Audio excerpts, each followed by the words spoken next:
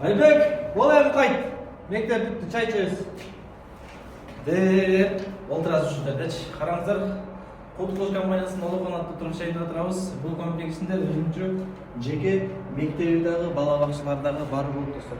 Эми айтайын дегеним, мына ушул оорукан турак жайынан 51 метр квадрат болгон бир бөлмөлүү батир сатыкта. Караңыздар, бул өзүнүн кухнясы болуп, кенен зал катары да колдонсоңуздар болот. Эми кеттик.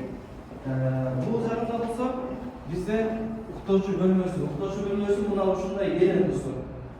Тыбыл зонаны бул жакка коесуздар, бул жактан дагы мектепти караңыздар, балаңызды каалаган учурда чакырып, кирип, кысагын койгозуп жиберсеңиздер болот. Эми бул жак документтер боюнча баары таза, госрегистрден каттасаңыздар болот.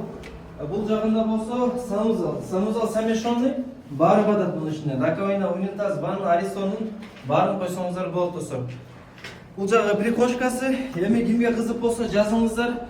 Мына ушундай кыялданып, ушул жерден бир бөлүнүү батирдин ээси болуңуз. 2027-жылы үйлөр ремонту менен даяр бүтүп. Көрсөтүлгөн номерге чалыңыздар, биз сизге толук маалыматты беребиз.